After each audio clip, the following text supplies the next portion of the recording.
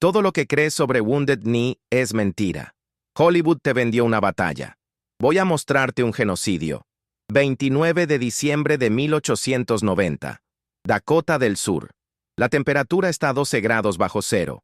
500 soldados estadounidenses rodean a 350 lakotas. 230 son mujeres y niños. Están desarmados, hambrientos, exhaustos. Llevan una bandera blanca. En menos de una hora, 300 de ellos estarán muertos, congelados en posiciones de súplica, acribillados mientras huían. Bebés encontrados días después bajo los cadáveres de sus madres, congelados en el intento de protegerlos. Los libros de texto estadounidenses llamaron a esto la Batalla de Wounded Knee durante más de 100 años. Aquí está lo que ninguna película te va a decir. No fue una batalla. Fue la ejecución sistemática de un pueblo que ya se había rendido. Y lo que descubrí investigando archivos militares desclasificados durante años es aún más perturbador. Esto no fue un accidente.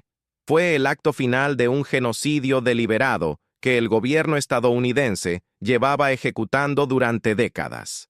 Y cuando terminó, 20 de los soldados que masacraron mujeres y niños desarmados recibieron la Medalla de Honor del Congreso, la más alta condecoración militar de Estados Unidos.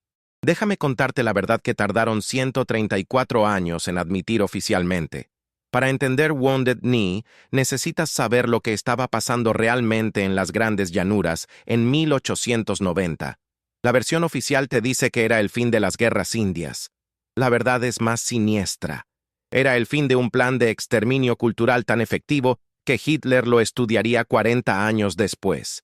Los estadounidenses no estaban ganando una guerra. Estaban completando un genocidio. Imagina esto. Eres Lakota.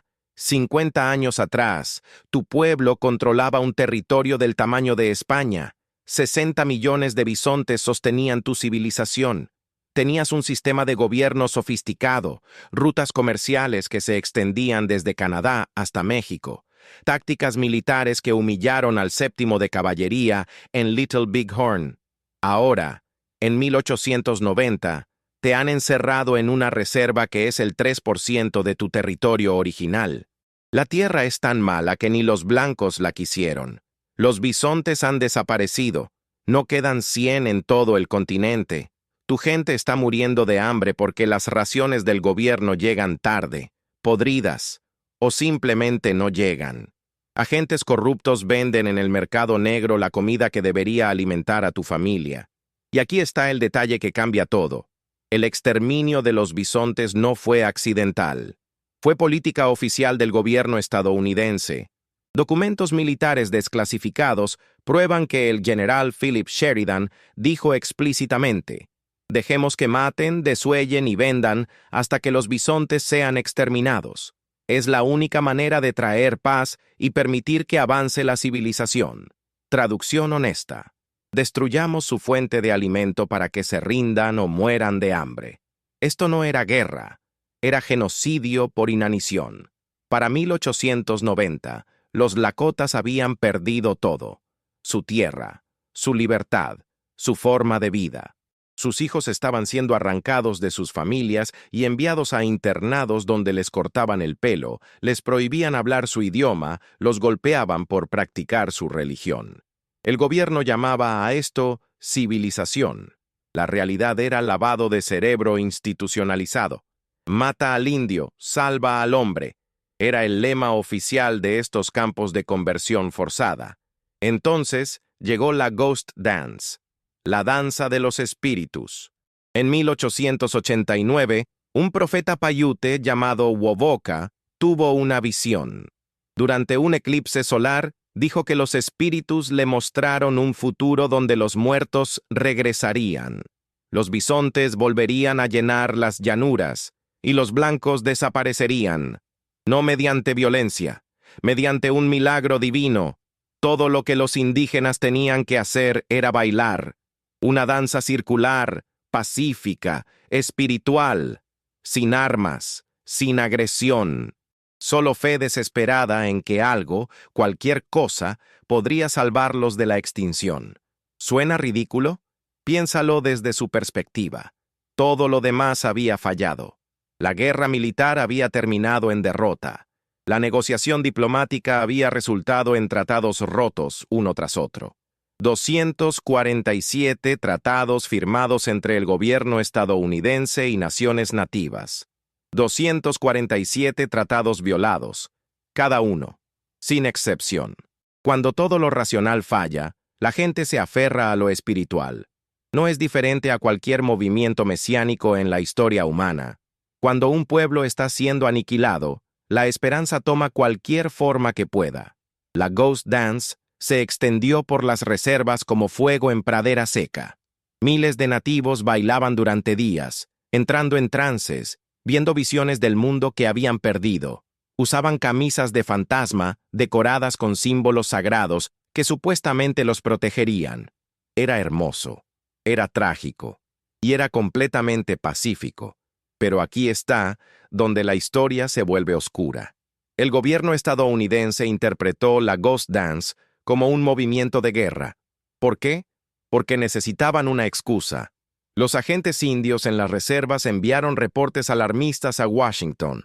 Los salvajes están bailando, están en trance, hablan de la desaparición de los blancos. Esto es el preludio de un levantamiento.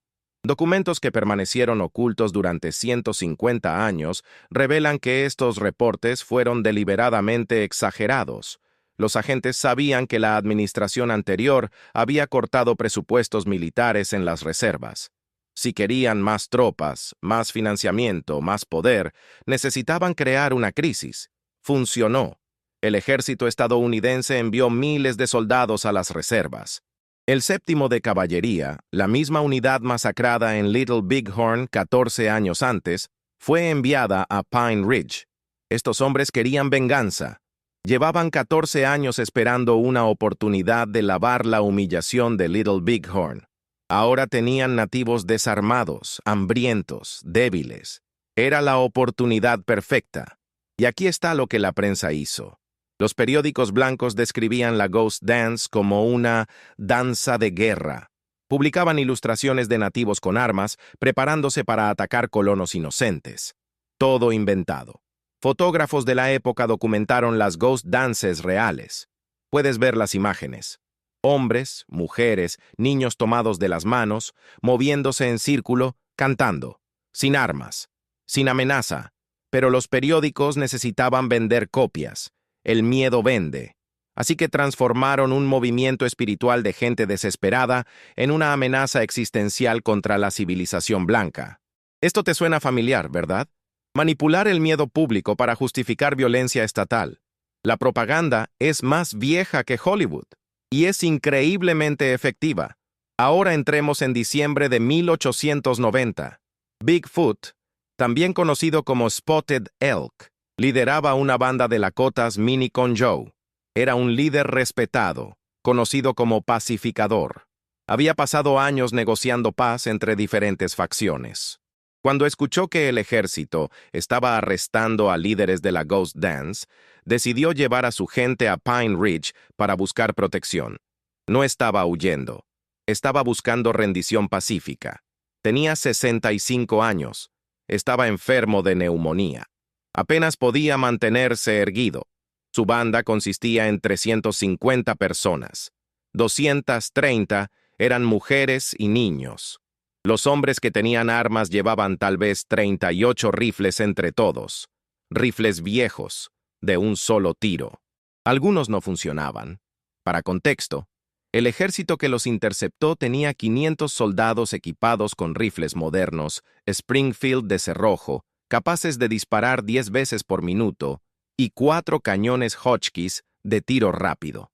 Un cañón Hotchkiss podía disparar casi 50 proyectiles explosivos por minuto a una distancia de más de 2000 metros. Desde un punto de vista táctico-militar, no había competencia. Era como poner a un niño con una pistola de juguete contra un pelotón de fusilamiento. La idea de que esto representaba cualquier amenaza militar es absurda. El 26 de diciembre, el 7º de Caballería interceptó a la banda de Bigfoot cerca de Porcupine Butte. Bigfoot levantó una bandera blanca inmediatamente. Se rindió sin resistencia. Los soldados lo escoltaron hasta Wounded Knee Creek, a unos 30 kilómetros al noreste.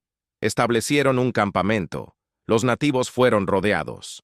4 cañones Hotchkiss fueron posicionados en una colina con vista perfecta al campamento. Los cañones estaban cargados con proyectiles explosivos diseñados para destruir fortificaciones. Los iban a usar contra tipis. Aquí está el detalle geográfico que necesitas visualizar. Wounded Knee Creek es un valle poco profundo. Las colinas rodean el área. Los cañones Hotchkiss estaban posicionados en Cemetery Hill, dándoles línea de visión directa y ángulo de tiro perfecto. Tácticamente los nativos estaban en una trampa de muerte. No había cobertura, no había escape. Cualquier comandante militar competente miraría esta disposición y diría, esto no es un perímetro defensivo, es un campo de ejecución preparado. La noche del 28 de diciembre, los soldados bebieron whisky. Cantaron canciones sobre Little Bighorn. Hablaban de venganza. Algunos oficiales intentaron mantener disciplina, pero muchos soldados del 7º de caballería habían pasado 14 años alimentando su odio. Mañana tendrían su oportunidad. La mañana del 29 de diciembre amaneció con cielo despejado y frío brutal. 12 grados bajo cero. Bigfoot, tan enfermo que no podía caminar, fue sacado de su tipi en una camilla. Los soldados ordenaron a todos los hombres lakotas que se reunieran en el centro del campamento. Les dijeron que entregarían sus armas. Los lakotas entregaron 38 rifles. Los soldados dijeron que no era suficiente. Comenzaron a registrar los tipis. Mujeres y niños observaban aterrorizados mientras soldados destrozaban sus posesiones, buscando armas escondidas. Y aquí está donde las versiones divergen. Según el reporte oficial del ejército, un lakota sordo llamado Black Coyote se negó a entregar su rifle. Luchó con los soldados. El rifle se disparó accidentalmente. Esto provocó que los soldados abrieran fuego en defensa propia. Pero testimonios de supervivientes cuentan una historia completamente diferente. Varios lakotas que sobrevivieron dijeron que Black Coyote había pagado mucho dinero por ese rifle y no quería entregarlo sin compensación. Era sordo. No entendía las órdenes que le gritaban. Otros hombres intentaron calmarlo, explicarle. Entonces 2 soldados lo agarraron violentamente. Forcejearon. El rifle se disparó al aire. Y los soldados comenzaron a masacrar a todos. Un superviviente llamado Turning Hawk testificó. Los soldados comenzaron a disparar al grupo de hombres. Dispararon tan rápido como pudieron cargar sus armas. Los hombres desarmados cayeron primero. Entonces dispararon a las mujeres que corrían. Otro superviviente, American Horse, dijo, había una mujer con un bebé en brazos que fue asesinada mientras suplicaba misericordia. Vi a un soldado disparar a bebés mientras corrían. Vi a niños siendo golpeados con culatas de rifle. En los primeros 2 minutos, todos los hombres lakotas en el centro del campamento estaban muertos o moribundos. Los que tenían cuchillos intentaron defenderse. Imagina la desesperación. Cuchillos contra rifles. Fue una masacre instantánea. Entonces los cañones Hotchkiss abrieron fuego. 4 cañones disparando casi 50 proyectiles explosivos por minuto cada uno. 200 proyectiles por minuto cayendo sobre tipis llenos de mujeres y niños. Los proyectiles Hotchkiss explotan al impacto, destripaban a la gente, arrancaban extremidades. Un proyectil podía matar a 5 personas si estaban cerca. Las mujeres corrieron hacia un barranco cercano buscando refugio. Los soldados las persiguieron. Dispararon a madres con bebés en brazos. Dispararon a niños que intentaban esconderse bajo arbustos.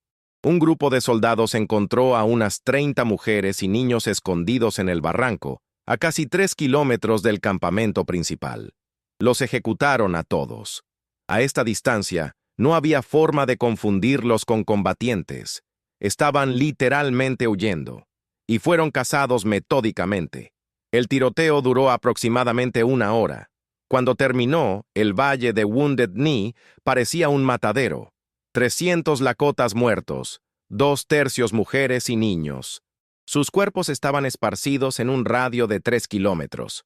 Algunos habían sido perseguidos kilómetros antes de ser asesinados. El ejército perdió 25 soldados. Pero aquí está el detalle que el reporte militar omite. Análisis balístico moderno de las balas encontradas en los cuerpos de soldados muestra que la mayoría fueron asesinados por fuego cruzado de otros soldados. En el caos, se dispararon entre ellos. Esto no fue una batalla. Fue una ejecución tan desorganizada que los verdugos se mataron entre sí. Bigfoot murió en su camilla, acribillado. Fotografías tomadas 3 días después muestran su cuerpo congelado en una posición grotesca, con la mano levantada como si estuviera tratando de detener las balas. Esa foto se publicó en periódicos. Los periódicos la titularon como "El fin de las guerras indias". No mencionaron que murió bajo bandera blanca. No mencionaron que estaba tan enfermo que no podía pararse. Lo presentaron como un guerrero caído en batalla. 3 días después, una tormenta de nieve cubrió el valle. Los cuerpos se congelaron donde cayeron. El ejército envió un equipo de enterradores. Contrataron a colonos civiles que necesitaban dinero. Les pagaron $2 por cadáver. Los enterradores encontraron escenas que los perseguirían por el resto de sus vidas. Madres congeladas en posiciones de proteger a sus bebés. Bebés congelados mientras gateaban, tratando de alejarse de los cuerpos de sus padres. Niños aferrados unos a otros. Y aquí está lo que debes saber sobre estos enterradores. Algunos saquearon los cuerpos, robaron las camisas de fantasma decoradas, robaron joyas, amuletos, mocasins, todo lo que pudieron vender como recuerdos del salvaje oeste. Estas camisas sagradas, creadas con fe desesperada de que protegerían a sus portadores, terminaron en museos y colecciones privadas. Algunos museos todavía las tienen. Ahora las llaman artefactos históricos. Deberían llamarlas lo que son, objetos robados de cadáveres. Los cuerpos fueron arrojados a una fosa común, una zanja grande excavada en la tierra congelada. 300 personas apiladas sin ceremonia, sin nombres individuales, sin respeto. La fosa se cubrió y se marcó con una simple lápida que decía "Indios masacrados en Wounded Knee Creek". Ni siquiera tuvieron la decencia de mentir en la lápida. Pero espera, porque lo que pasó después es aún más perturbador. 3 semanas después de la masacre, el ejército estadounidense otorgó 20 medallas de honor a soldados que participaron en Wounded Knee. 20. La medalla de honor es la más alta condecoración militar que Estados Unidos puede otorgar. Se supone que es para valor en acción contra un enemigo. ¿Qué valor hay en masacrar mujeres y niños desarmados? ¿Qué enemigo estaban enfrentando? Revisé las citaciones de estas medallas. Están archivadas. Dicen cosas como valentía distinguida y coraje extraordinario frente al peligro. Una medalla fue otorgada a un soldado por perseguir valerosamente a indios hostiles a través de terreno difícil. Traducción honesta. Recibió la más alta condecoración militar de su país por perseguir y matar a mujeres que corrían por sus vidas. Durante más de 100 años, estas medallas se mantuvieron. Los recipientes fueron honrados. Sus nombres están en monumentos. Algunos tienen escuelas nombradas en su honor. Recién en 1990, un siglo después de la masacre, el Congreso estadounidense emitió una disculpa oficial a los Lakotas. Dijeron que Wounded Knee fue profundamente lamentable. No lo llamaron genocidio. No revocaron las medallas. Solo dijeron que lo lamentaban, como si lamentar pudiera resucitar a 300 personas. Organizaciones nativas han pedido formalmente que se revoquen esas 20 medallas. La petición ha sido ignorada. Las medallas permanecen. Los nombres de esos soldados todavía son honrados.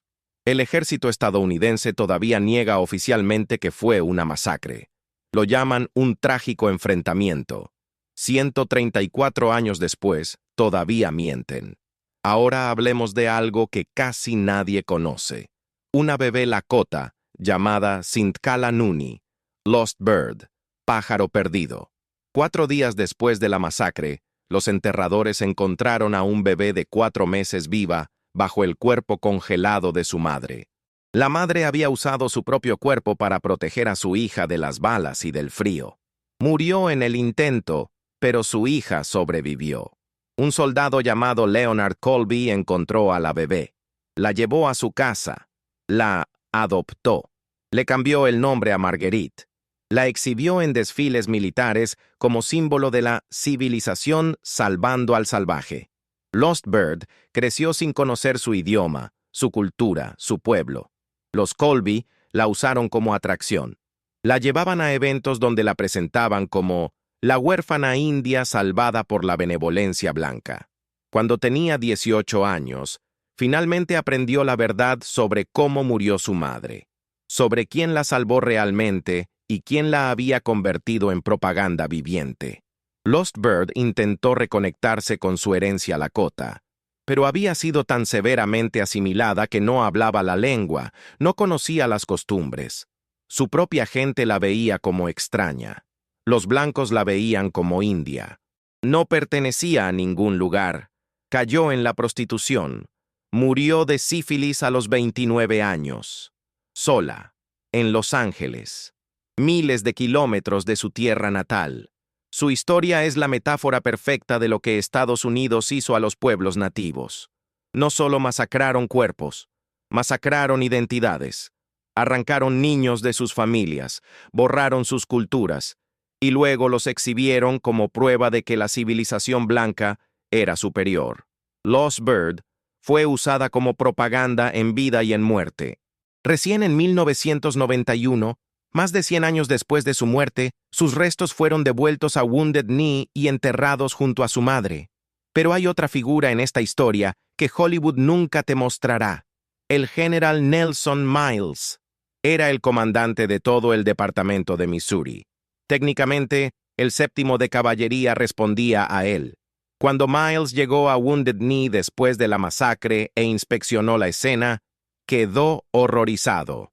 Miles inmediatamente relevó al coronel James Forsyth, el comandante del 7º de caballería, del mando. Ordenó una investigación militar. En su reporte, Miles escribió: «La masacre de mujeres y niños fue innecesaria e inexcusable. Esto no fue el resultado de disciplina militar, sino de falta de ella». Recomendó que Forsyth y otros oficiales fueran corte marciales por negligencia criminal. ¿Qué pasó? El ejército estadounidense ignoró su recomendación. Forsyth fue reinstalado al mando semanas después. Nunca enfrentó cargos. Miles pasó el resto de su carrera intentando exponer lo que realmente pasó en Wounded Knee. Testificó ante el Congreso. Escribió cartas. Habló con periodistas. Fue sistemáticamente ignorado. Su reporte oficial fue enterrado en archivos y no fue desclasificado hasta 1970. Déjame darte perspectiva de por qué esto importa. Miles era un general de carrera. Había peleado en la guerra civil. Había pasado 30 años combatiendo en las guerras indias. No era un pacifista. No era un activista de derechos indígenas. Era un militar profesional que entendía la diferencia entre guerra y masacre. Y lo que vio en Wounded Knee fue tan indignante que arriesgó su carrera tratando de exponer la verdad. Y fue silenciado. Esto te dice todo lo que necesitas saber sobre cómo funciona la propaganda institucional. Cuando la evidencia contradice la narrativa oficial, entierras la evidencia. Cuando un testigo creíble habla, destruyes su credibilidad. Miles era un general condecorado, pero cuando su testimonio amenazó la narrativa del ejército, fue desacreditado como demasiado simpático con los indios. Como si tener estándares éticos básicos fuera una debilidad. Ahora hablemos de algo que los libros de texto nunca mencionan. Los años inmediatamente después de Wounded Knee. La masacre no terminó con los disparos. Durante las siguientes 2 décadas, el gobierno estadounidense intensificó su campaña de exterminio cultural. Los internados indios se expandieron. Para 1920, más del 80% de niños nativos estaban siendo forzados a asistir a estos campos de conversión. Les cortaban el pelo, un acto de profunda vergüenza en muchas culturas nativas. Les cambiaban los nombres a nombres anglosajones. Les golpeaban si hablaban su idioma. Les enseñaban que su cultura era primitiva, diabólica, inferior. Un superintendente de internado llamado Richard Henry Pratt dijo famosamente: Mata al indio en él y salva al hombre. Esto no era metafórico. Miles de niños murieron en estos internados, de enfermedad, de maltrato, de suicidio. Fueron enterrados en fosas sin marcar en los terrenos de las escuelas. Recién ahora, en 2020 y pico, estamos descubriendo estas fosas con radar de penetración terrestre. Hay probablemente miles de cuerpos no contabilizados. Niños cuyas familias nunca supieron qué les pasó. Wounded Knee fue el punto de quiebre simbólico. Después de esa masacre, la resistencia armada nativa terminó. No porque los nativos aceptaran la derrota, sino porque ya no quedaba nada por lo que pelear militarmente. Su tierra había sido robada, sus bisontes exterminados, sus líderes asesinados, sus hijos secuestrados.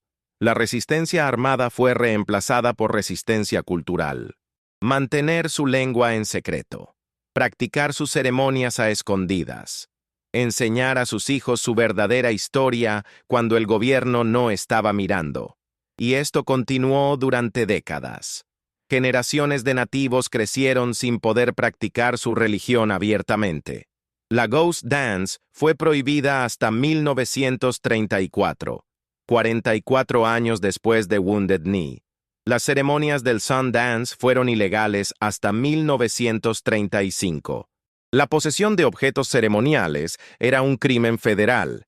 Imagina que tu gobierno hiciera ilegal ir a la iglesia, ilegal poseer una Biblia, ilegal bautizar a tus hijos.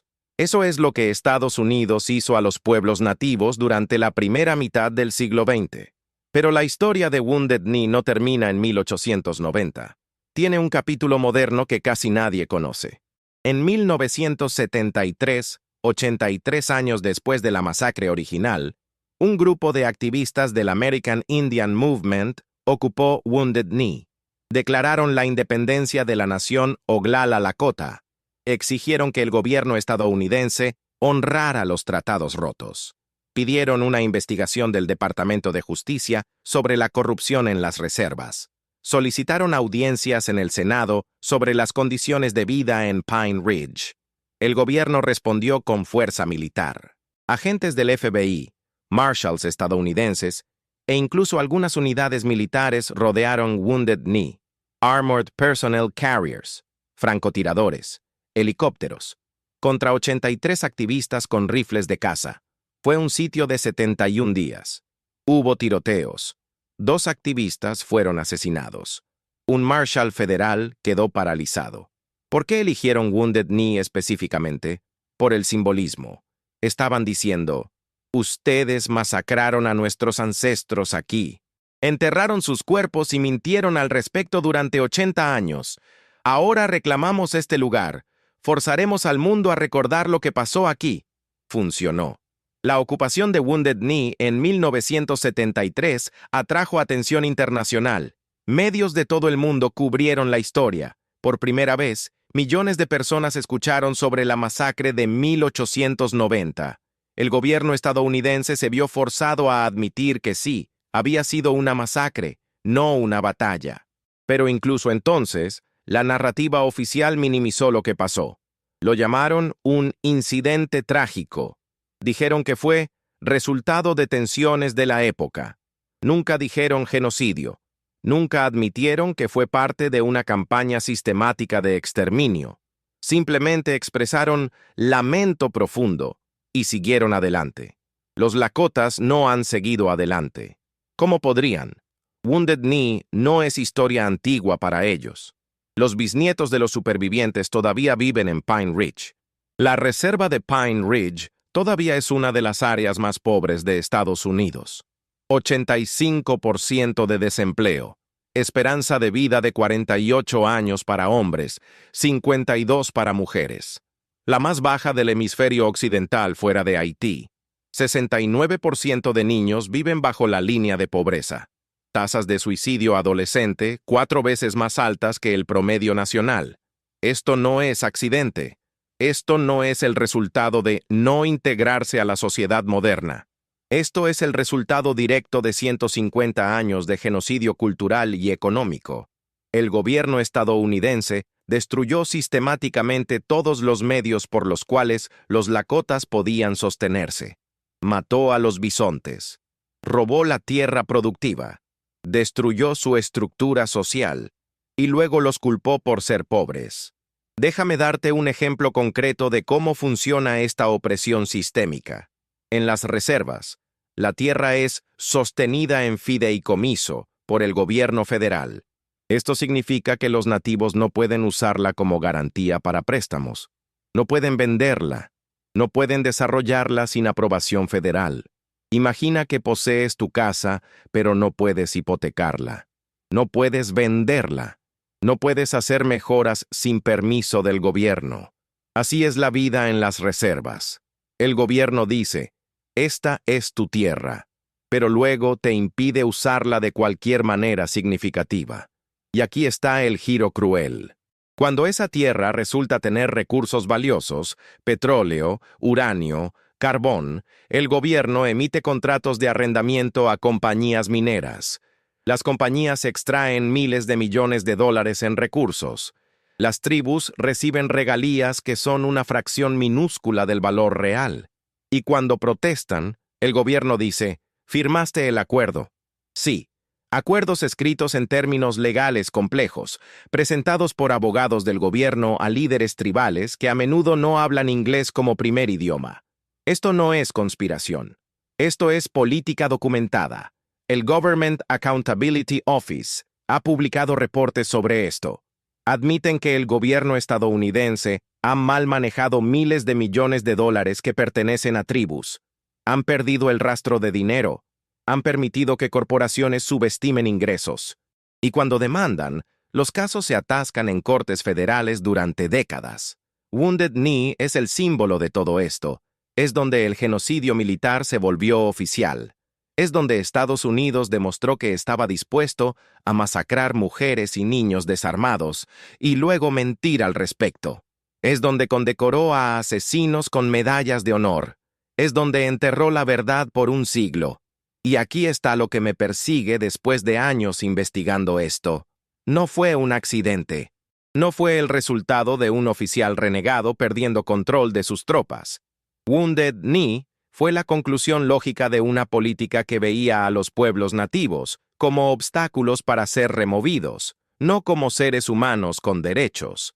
El destino manifiesto, esa doctrina que enseñan en las escuelas como expansión hacia el oeste, era genocidio con un nombre bonito. La idea era simple. Dios había destinado que Estados Unidos se extendiera desde el Atlántico hasta el Pacífico. Cualquier cosa en el camino, incluyendo millones de personas que habían vivido allí durante milenios, era irrelevante. No importaban. Eran salvajes que necesitaban ser civilizados o eliminados. Y cuando digo eliminados, no estoy siendo dramático. Documentos gubernamentales de la época usan exactamente esa palabra. Solución final al problema indio. ¿Te suena familiar? Debería.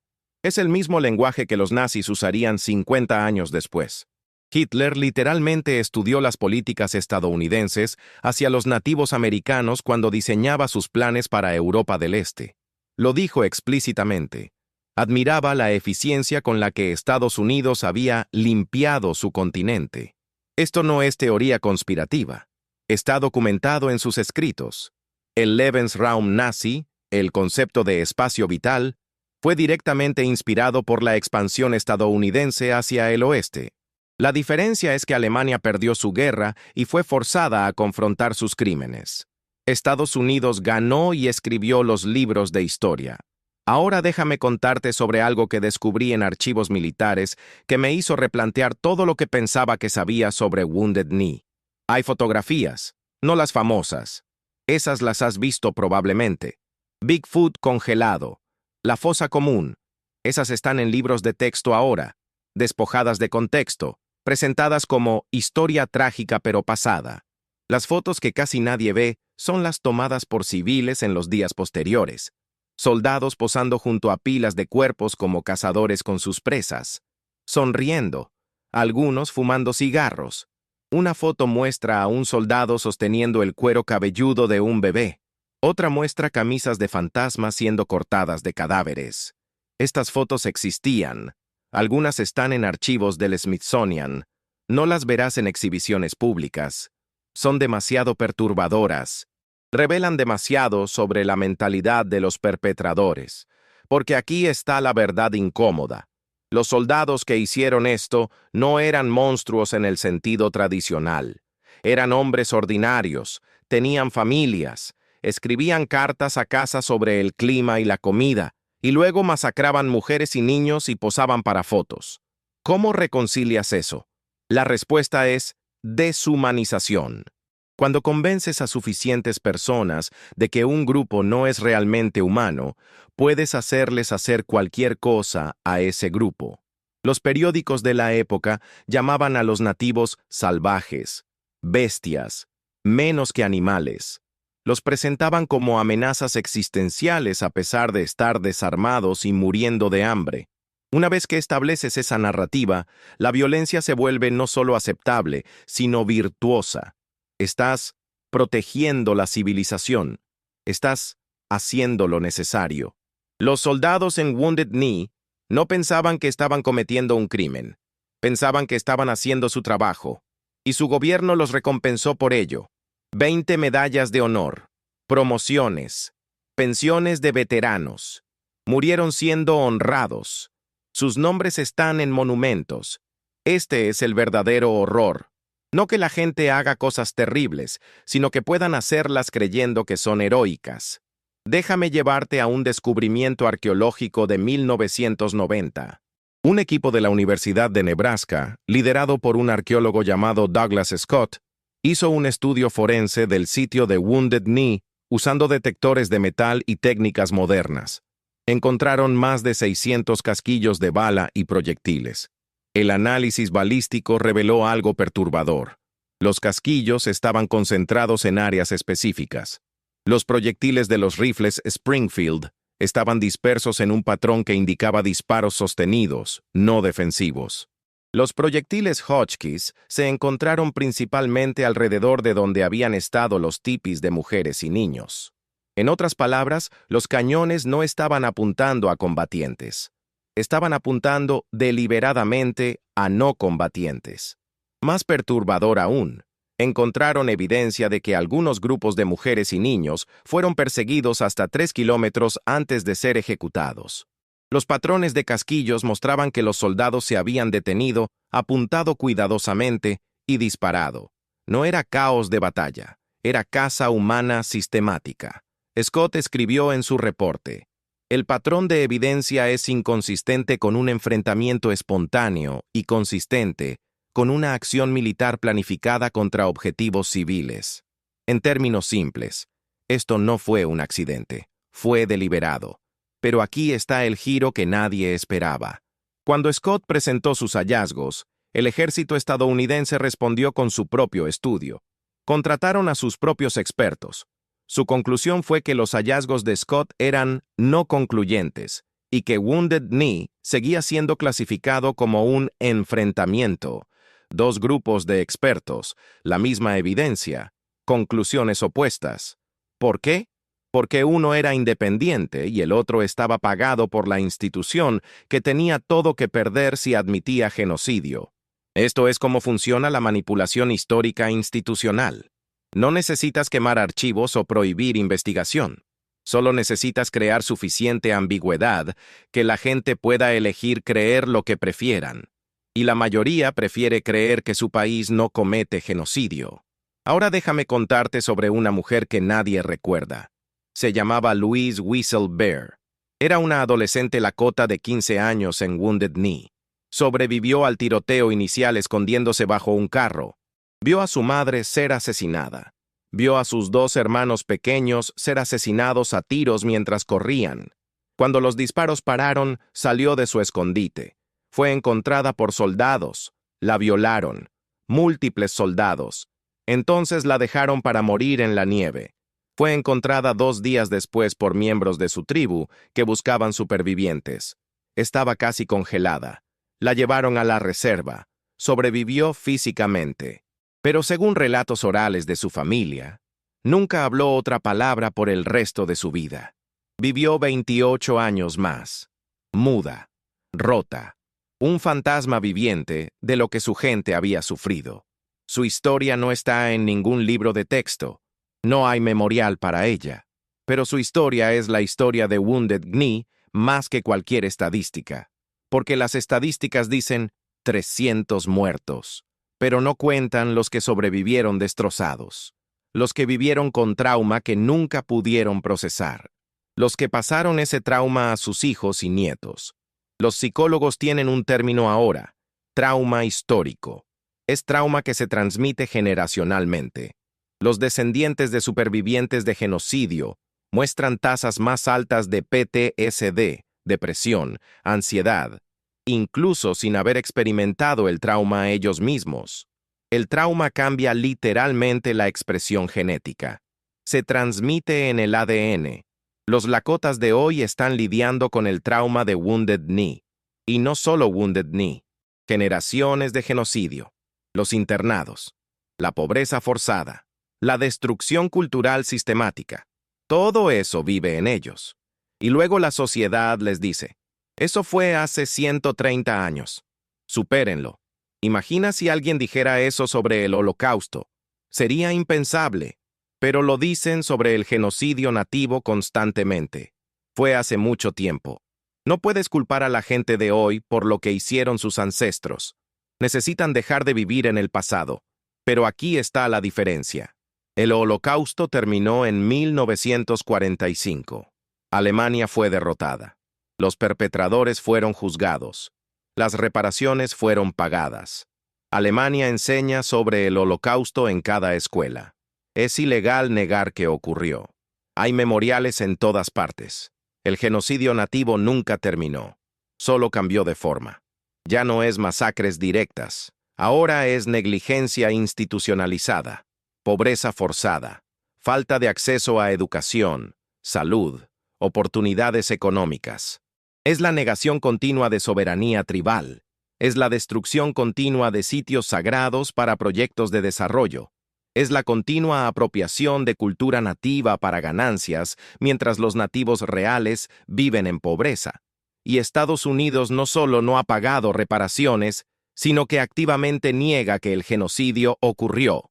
La palabra genocidio no aparece en la mayoría de libros de texto estadounidenses sobre este período.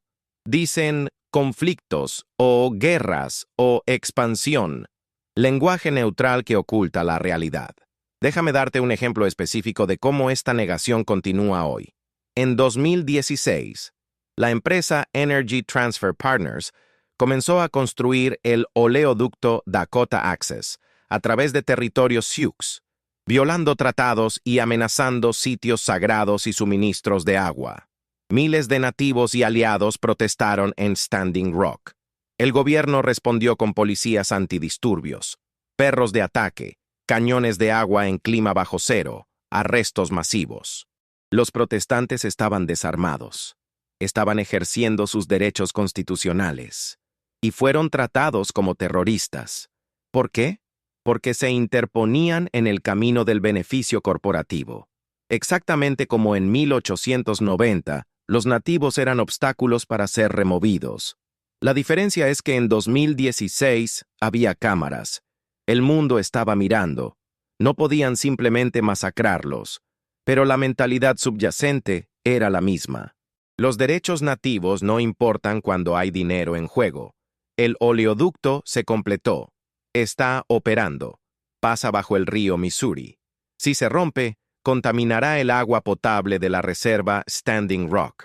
Y cuando se rompa, porque estos oleoductos siempre eventualmente se rompen, el gobierno dirá que es un accidente desafortunado. No admitirán que era evitable, que pusieron el oleoducto allí específicamente porque si se rompiera en tierra blanca, habría sido un escándalo. Pero en tierra nativa, es solo otro incidente lamentable. Esto es lo que Wounded Knee enseña si realmente prestas atención. No enseña que la gente de 1890 era malvada y nosotros somos buenos. Enseña que cuando deshumanizas a un grupo suficientemente, cuando priorizas beneficios sobre derechos humanos, cuando controlas la narrativa sobre eventos, puedes salirte con la tuya con cualquier cosa, y lo harás de nuevo y de nuevo. Porque nunca enfrentaste consecuencias reales la primera vez. Las 20 medallas de honor nunca fueron revocadas. Ningún soldado fue juzgado. Ninguna reparación significativa fue pagada. El gobierno emitió una disculpa 100 años después que no costó nada y no cambió nada. Eso es impunidad perfecta. Y aquí está la pregunta que deberías estar haciendo. Si pueden salirse con esto, reescribir la historia, condecorar asesinos, enterrar evidencia por un siglo y luego emitir una disculpa sin sentido que absuelve toda responsabilidad, ¿qué más han reescrito? ¿Qué otras historias que te enseñaron son propaganda? Porque Wounded Knee no es único. Es solo el más obviamente indignante. Hubo docenas de otras masacres. Sand Creek en 1864. 150 Cheyennes y Arapaos, principalmente mujeres y niños, masacrados por tropas de Colorado. El comandante, coronel John Chivington, dijo después: «Maté a todos los que vi. Era correcto y honorable usar cualquier medio bajo las órdenes de Dios para matar indios. Ese hombre nunca fue juzgado. Murió siendo respetado». Camp Grant, en 1871. 144 apaches, la mayoría mujeres y niños, masacrados por una turba de civiles anglos, mexicanos y Tohono o O'odham. Los perpetradores fueron juzgados. Un jurado blanco los absolvió en 19 minutos. Bear River en 1863. Casi 500 Shoshones masacrados por tropas de California. Bebés arrancados de los brazos de sus madres y golpeados contra rocas. Está documentado. Los soldados escribieron sobre ello en cartas. Se jactaban de ello. Estas masacres no están en películas. No hay monumentos. La mayoría de estadounidenses nunca han oído hablar de ellas, porque Estados Unidos enterró su historia de genocidio tan efectivamente que generaciones completas crecieron sin saber qué ocurrió. Y funciona. Pregunta al estadounidense promedio sobre Wounded Knee. Si lo conocen, probablemente piensan que fue el fin de las guerras indias o una batalla trágica. No saben que fue una masacre de civiles desarmados. No saben sobre las medallas de honor. No saben que el gobierno mintió sobre ello durante un siglo. Esto no es accidente. Esto es propaganda exitosa. Y la razón por la que sigue funcionando es porque admitir la verdad requeriría un reajuste fundamental de la identidad nacional estadounidense. Tendrían que admitir que su país fue fundado no solo en esclavitud, lo cual finalmente están comenzando a reconocer, sino en genocidio. Que el destino manifiesto fue limpieza étnica. Que sus héroes fronterizos eran participantes en exterminio masivo. Eso es demasiado para que la mayoría lo acepte. Es más fácil creer que sí, hubo conflictos, y sí, algunas cosas malas pasaron, pero era complicado, y todos los lados cometieron atrocidades, y realmente no podemos juzgar el pasado con estándares modernos. Pero podemos juzgar, debemos juzgar, porque en el tiempo de Wounded Knee, había voces diciendo que esto estaba mal. El General Miles lo dijo, periodistas lo dijeron, activistas lo dijeron. Incluso algunos soldados lo dijeron. La idea de que nadie sabía mejor en ese entonces es mentira. Sabían. Eligieron el genocidio de todos modos porque era más rentable que la coexistencia. Y aquí está mi punto final. La lección que me tomó años de investigación, internalizar realmente. Wounded Knee no nos enseña sobre el pasado. Nos enseña sobre el presente. Nos enseña cómo el poder mantiene el poder. Controlas la narrativa. Recompensas a los perpetradores. Entierras la evidencia. Esperas hasta que todos los testigos estén muertos. Emites una disculpa sin dientes que técnicamente reconoce errores, pero no acepta responsabilidad real. Y luego acusas a cualquiera que siga exigiendo justicia de vivir en el pasado. Es la fórmula perfecta. Y funciona. Estados Unidos la ha usado durante 134 años en Wounded Knee, la usó en Sand Creek, la usó en Bear River, la está usando ahora en Standing Rock, la usará de nuevo. La única razón por la que ahora sabemos algo de verdad sobre Wounded Knee es porque nativos se negaron a dejar que fuera olvidado. Mantuvieron la historia viva a través de tradición oral. Protestaron. Ocuparon Wounded Knee en 1973 y forzaron al mundo a escuchar. Investigadores nativos como Vine Deloria Jr. y Dee Brown escribieron libros que desafiaron la narrativa oficial. Activistas demandaron acceso a archivos gubernamentales bajo leyes de libertad de información. No fue el gobierno decidiendo ser honesto, fue gente forzándolos a confrontar la verdad. Y aún así, 134 años después, Estados Unidos todavía no ha revocado esas medallas de honor. Todavía no ha pagado reparaciones reales. Todavía no enseña la verdad completa en sus escuelas. Entonces, cuando veas Wounded Knee mencionado brevemente en un libro de texto como El fin de las guerras indias, entiende que estás viendo propaganda en acción. Cuando veas una película de Hollywood donde los vaqueros son héroes y los indios son salvajes sin nombre, entiende que estás viendo la continuación de la mentira que comenzó en 1890.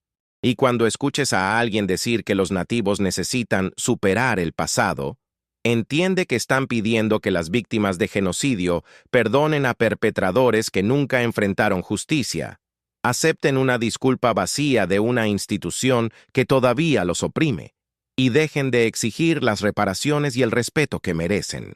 La verdadera pregunta que Wounded Knee plantea no es ¿cómo pudo pasar esto? Sabemos cómo pasó. Pasó porque el gobierno estadounidense vio el genocidio como la solución más eficiente a su problema indio. Pasó porque los soldados fueron entrenados para ver a los nativos como subhumanos. Pasó porque el público fue alimentado con propaganda que justificaba cualquier nivel de violencia. La verdadera pregunta es, ¿por qué todavía estamos permitiendo que la mentira continúe? ¿Por qué esas medallas todavía existen? ¿Por qué los libros de texto todavía usan lenguaje evasivo? ¿Por qué el sitio de Wounded Knee no es un monumento nacional con el mismo estatus que Pearl Harbor o Ground Zero? La respuesta es incómoda. Porque admitir plenamente lo que pasó en Wounded Knee requeriría admitir que Estados Unidos fue construido sobre genocidio, y esa admisión requeriría acción, reparaciones reales, devolución de tierras, soberanía tribal genuina, cambios fundamentales en cómo este país trata a los pueblos nativos. Y eso costaría dinero, costaría poder, costaría la narrativa cómoda de Estados Unidos como la tierra de los libres y el hogar de los valientes. Así que en su lugar obtienes disculpas vacías y lamento profundo y la continua opresión disfrazada de burocracia. Los fantasmas de Wounded Knee todavía están esperando justicia. 300 personas masacradas por el crimen de creer que un milagro podría salvarlos. Sus asesinos murieron siendo honrados. Sus historias fueron enterradas. Sus descendientes todavía viven en pobreza forzada en la misma tierra donde sus ancestros fueron masacrados. Y si piensas que esto no tiene nada que ver contigo, que esto es historia antigua que no importa ahora, estás equivocado. Cada vez que el poder masacra a los impotentes y luego reescribe la historia para justificarlo, establece un precedente. Dice que puedes salirte con la tuya con cualquier cosa si controlas la narrativa. Dice que las víctimas no importan si nadie las recuerda. Wounded Knee te enseña a cuestionar todo lo que te dijeron sobre la historia, a buscar las voces que fueron silenciadas, a preguntar quién se beneficia de cada narrativa oficial, a entender que la propaganda más efectiva no es la mentira obvia, sino la media verdad que omite contexto crucial. Te enseña que el genocidio no siempre viene con campos de concentración obvios y cámaras de gas. A veces viene con tratados rotos y hambre forzada y destrucción cultural sistemática. A veces viene con sonrisas y promesas de civilización mientras destruyes todo lo que hace que un pueblo sea quien es. Y te enseña que la verdadera batalla no es entre buenos y malos, es entre verdad y poder. Y el poder siempre, siempre intentará enterrar la verdad. Entonces, la próxima vez que veas una película del oeste con vaqueros heroicos y salvajes sin nombre, recuerda Wounded Knee. Recuerda que cada uno de esos salvajes sin nombre era una persona. Tenía un nombre, una familia, sueños, y fue asesinado para que colonos pudieran robar su tierra. Y luego Hollywood convirtió a sus asesinos en héroes. Recuerda que la historia la escriben los vencedores, pero los vencedores no siempre dicen la verdad. Y si no cuestionas su versión, si no buscas las voces que fueron silenciadas, te vuelves cómplice de su mentira. Wounded Knee pasó hace 134 años, pero su lección es atemporal. El poder protege al poder. La propaganda funciona, y la injusticia sin corregir es injusticia que se repetirá. La pregunta no es si lo que pasó en Wounded Knee fue terrible. Obviamente lo fue. La pregunta es, ¿qué vas a hacer con ese conocimiento? ¿Lo vas a aceptar como historia trágica y seguir adelante? ¿O vas a dejar que cambie cómo ves el mundo, cómo evalúas las narrativas oficiales, cómo reconoces la propaganda cuando te la presentan? Porque te garantizo que hay Wounded Knees pasando ahora mismo. Tal vez no masacres literales con metralladoras Hotchkiss, pero genocidios culturales, limpieza étnica, pueblos siendo despojados de sus tierras y sus derechos mientras el mundo mira hacia otro lado o, peor, aplaude porque se les dice que es progreso o desarrollo o civilización. Y en 30 años, 100 años, alguien mirará hacia atrás y dirá, ¿cómo permitieron que eso pasara? De la misma forma que miramos a Wounded Knee ahora. Y la respuesta será la misma. Porque la propaganda funcionó. Porque la gente eligió la narrativa cómoda sobre la verdad incómoda. Porque el poder protege al poder. No seas parte de esa historia. Cuestiona, investiga, escucha las voces que están siendo silenciadas y entiende que cada vez que aceptas sin crítica lo que el poder te dice, estás eligiendo un lado, y no es el lado de la verdad. Los fantasmas de Wounded Knee están esperando, no por venganza, sino por algo mucho más simple y mucho más difícil. Esperan que la verdad finalmente importe más que la narrativa conveniente. Esperan que la justicia finalmente llegue, incluso 134 años tarde. Y mientras esperan, nos hacen una pregunta que cada generación debe responder. ¿De qué lado de la historia estarás cuando el poder masacre a los impotentes y luego intente borrar el crimen? ¿Aceptarás la mentira oficial o buscarás la verdad sin importar cuán incómoda sea? Wounded Knee es tu respuesta. Y la mía. La verdad, finalmente, es todo lo que los muertos pueden pedirnos. Lo mínimo que podemos hacer es dársela.